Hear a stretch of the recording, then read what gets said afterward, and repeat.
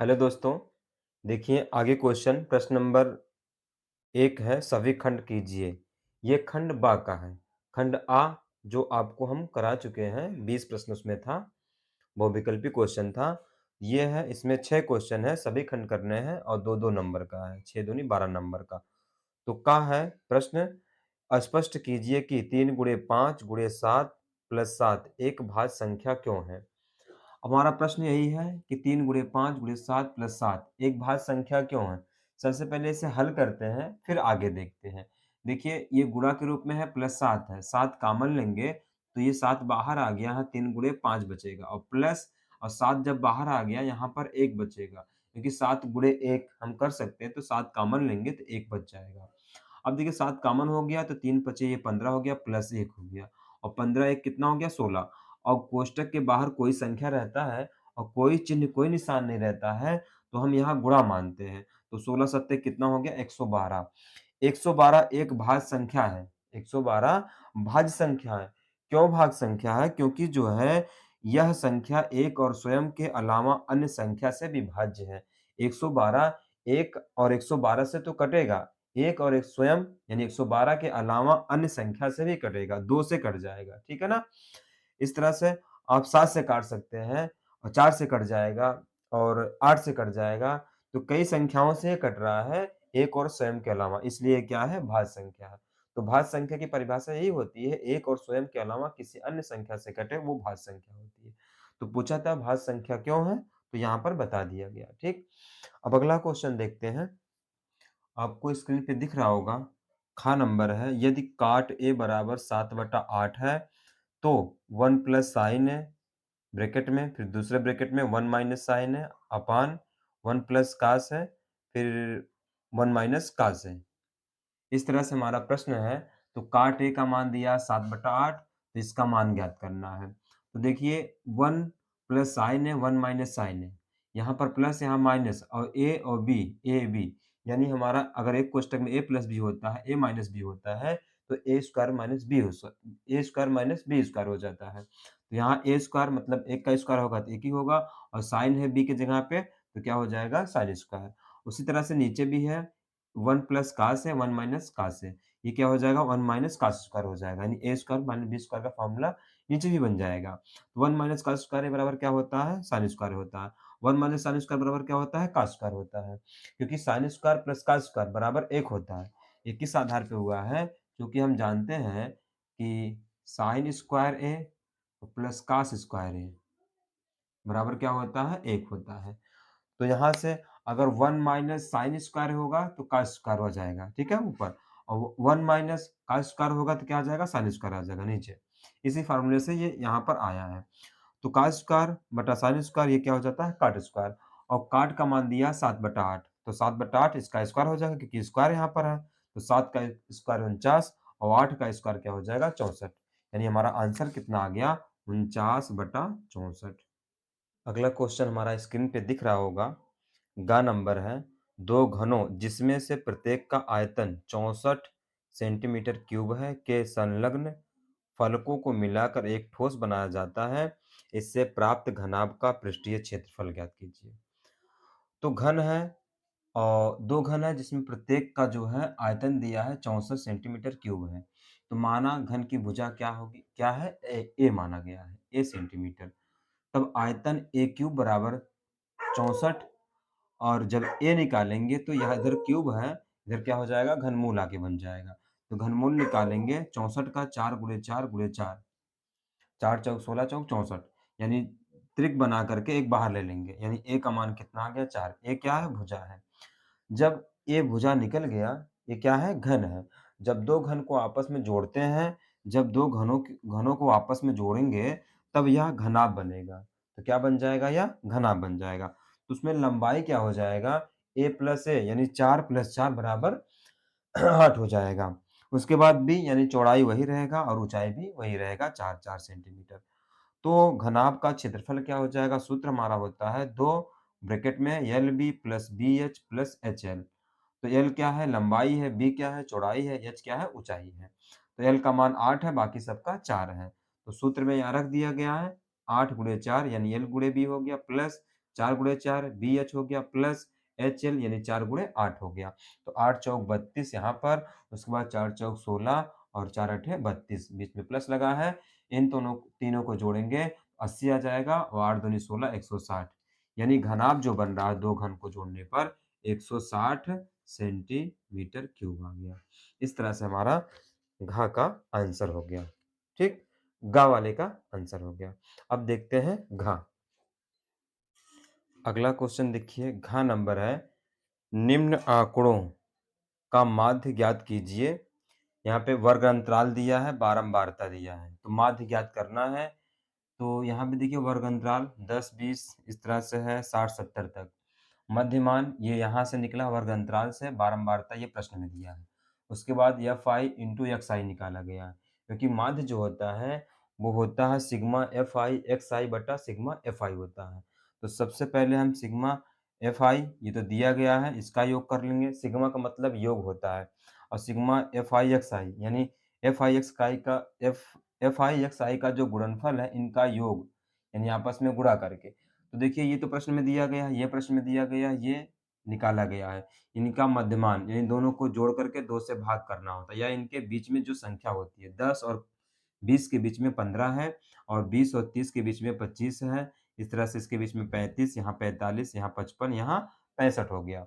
और बारंबारता ये प्रश्न में दिया है 2, 7, 12, 15, 8, 6 इनका योग करेंगे तो 50 आ जाएगा। और यहाँ देखिए 15 दूनी 30 यानी sigma Fi xi Fi xi Fi क्या है? ये बारंबारता है और xi क्या है? ये मध्यमान है।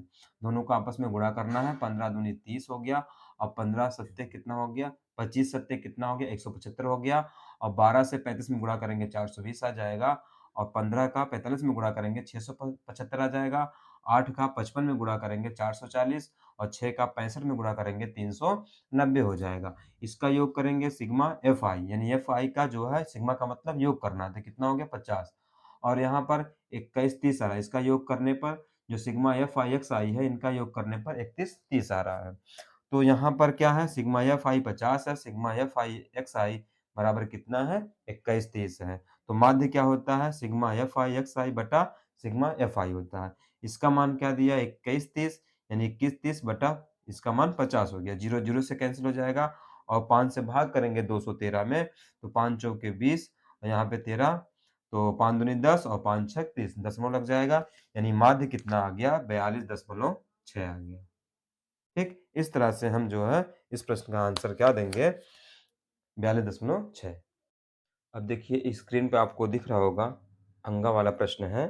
बिंदु -4, 6 बिंदुओं A -6, 10 और B 3, -8 को जोड़ने वाले रेखाखंड को किस अनुपात में विभाजित करता है?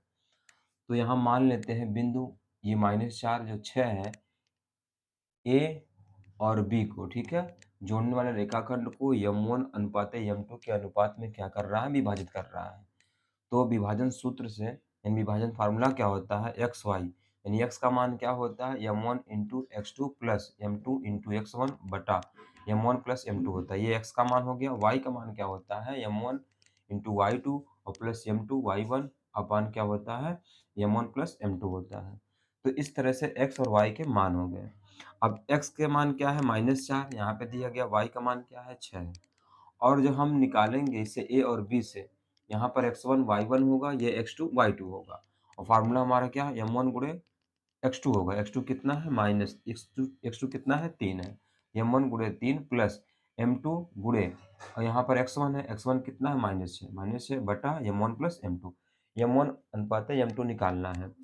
अब यहाँ देखिए m1 गुणे ये क्या है? y2 कितना है? -8। ये y1 है, ये y2 है। तो प्लस m2 गुणे y1 क्या है? 10 है। ये y1 है, ये x1 है, ये y1 है और ये क्या है? x2 है, ये y2 है। ठीक है? कन्फ्यूज़ नहीं होना है। उसके बाद देखिए यहाँ पे हो गया। अब x वाला पद या y वाला पद आप बराबर कर सकते हैं m1 अनुपात m2 आ जाए, क्योंकि इसमें भी m1 m2 है, यहाँ भी m1 m2 है। तो हम x लेते हैं -4 और x का मान क्या है? ये पूरा। इसको मान को रख लेते हैं यहाँ पर। 3 का m1 में गुणा हो जाएगा 3m1 माइनस यहाँ पर क्या हो जाएगा? 6m2 क्योंकि माइनस है ये और बटा m1 प्लस m2। अब तिर्यक गुणा कर देंगे। इसका अंश में गुणा हो जाएगा -4m1 और -4m2 बराबर ये ऐसे लिख लेंगे क्योंकि इसका हर एक है, तो 3m1 -6m2 हो जाएगा। अब m1, m2 एक-एक तरफ कर लेंगे, m1 इधर लाएँगे, -4m पहले पहले से है और ये इधर आ जाएगा -3m1 और ये -6m2 पहले से, ये इधर चला जाएगा m2 माइनस है तो प्लस हो जाएगा 4m2 हो जाएगा। और ये -4m1 -3m1 जोड़कर कितना हो जाएगा -7m1 बराबर यहाँ माइनस ये प्लस है तो 6 में से 4 घट जाएगा तो -2m2 आ जाएगा। अब दोनों तरफ माइनस है तो इसको हम प्लस कर सकते हैं। दोनों तरफ माइनस है तो प्लस कर देंगे 7m1 बराबर 2m2 हो जाएगा और m1 बटा m2 हो जाएगा 2/7 इधर कर लेंगे। यहाँ पे देखिए m1 बटा m2 और बराबर हो जाएगा 2/7 और बटा को अनुपात कहते हैं m1 अनुपात m2 बराबर 2:7। हमारा आंसर क्या हो गया 2:7। ये हमारे क्वेश्चन का आंसर हो गया। अगला क्वेश्चन है च वाला। x और y में एक ऐसा संबंध ज्ञात कीजिए कि बिंदु एक्स वाई बिंदुओं 3, 6 और -3, 4 से समदूरस्थ है। समदूरस्थ है, ठीक है ना? तो बिंदु ये है, इसे P माना गया है, A और B से क्या है? ये समदूरस्थ है, यानी P से A और B समदूरस्थ है, समान दूरी पर है। इसके लिए PA से यानी 2 बिंदुओं के बीच की दूरी और PB से 2 बिंदुओं के बीच की दूरी क्या होता है? रूट में x2 - x1 का होल स्क्वायर और प्लस y2 - y1 का होल स्क्वायर। उसी तरह से यहाँ भी हो जाएगा। यहाँ देखिए PA यानी PA से 2 बिंदु से x2 क्या हो गया? ये हो गया हमारा x1 y1 x2 y2 होगा। तो x2 - x1 यानी 3 - x हो गया और प्लस फिर होगा y2 - y1 यानी 6 - y। उसी तरह से यहाँ पे PB देखेंगे, P बिंदु ये है, B वाला ये है। तो x2 क्या है? -3 है, x1 क्या है? x है। तो ये हो गया plus y2 4 minus y1 y हो गया। इसका क्या हो जाएगा? करड़ी में हो जाएगा, रूट में हो जाएगा। दोनों पक्षों का वर्ग करने पर, दोनों पक्षों का जब वर्ग करेंगे तो ये करड़ी हट जाएगी। उसके बाद ये सेम ऐसे ही आ जाएगा। अब देखिए यहाँ पर a माइनस बी का होल स्क्वायर का फॉर्मूला लग जाएगा। यहाँ भी और यहाँ यहाँ भी, उसी तरह से यहाँ भी। तो यहाँ पे देखते हैं ए स्क्वायर मतलब 3 का स्क्वायर 9 प्लस बी स्क्वायर यानी स्क्वायर माइनस 2ab होगा। 2 यानी 2 तिहाई 6 एक्स हो जाएगा। फिर इसका 6 छक 36 हो जाएगा। वाई स्क्वायर माइनस 6 दूनी 12y और उसी तरह से ये भी 3 त्रिक का 9 हो जाएगा। एक्स स्क्वायर प्लस ये दोनों माइनस में इसलिए प्लस आ जाएगा और 2 तिहाई 6 एक्स हो जाएगा प्लस 4 चौके 16 और यहाँ पर वाई स्क्वायर और माइनस 4 दूनी 8y। अब देखिए यहाँ प्लस है, यहाँ प्लस कट जाएगा आपस में क्योंकि इधर आएगा तो माइनस हो जाएगा, तो प्लस माइनस आपस में कैंसिल हो जाएगा, घट जाएगा। तो यही हम काट दे रहे हैं इसको 9 एक्स स्क्वायर से सेम इसका चिन्ह है, यहाँ वाई स्क्वायर सेम चिन्ह है, आपस में कट जाएगा। क्या-क्या बचा है? -6x इधर है, ये +6x इधर आएगा तो -6x हो जाएगा, यानी पक्षांतर कर देंगे और -12y ये है और इधर क्या है -8y इधर आएगा तो क्या होगा +8y हो जाएगा। +36 है और -16 +16 इधर आएगा तो क्या हो जाएगा -16 हो जाएगा, बराबर क्या हो जाएगा 0। अब देखिए 6x -6x -6x -6x कितना हो गया -12x -12y और +8y यानी ये चिन्ह क्या है? विपरीत है तो घट जाएगा, 12 में से 8 घट जाएगा तो -4y बचेगा और 36 में 16 घटेगा तो +20 बच जाएगा बराबर 0। और इसमें देखिए क्या करेंगे चिन्ह बदल देंगे क्योंकि यहाँ पे आगे क्या है माइनस है। जब चिन्ह बदलेंगे या सबको उठा के उधर कर देंगे और 0 को इधर कर देंगे, ठीक है ना? या चिन्ह सबका बदल दीजिए। ये +12x ये +4y और ये -20y बराबर 0 क्योंकि ये प्लस था माइनस हो गया, ये माइनस था प्लस। अब देखिए सब में जो है हम क्या करेंगे 4 से भाग करेंगे, 4 सब में कॉमन है।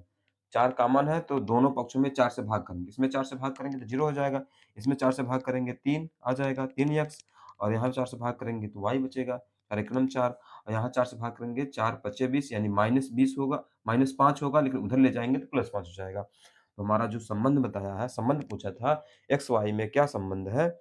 तो इस तरह से हमारा एक्स वाई में संबंध ज्ञात हो गया। एक्स वाई में ऐसा संबंध ज्ञात कीजिए जो बिंदु P और P से A और B से समदूरस्थ है।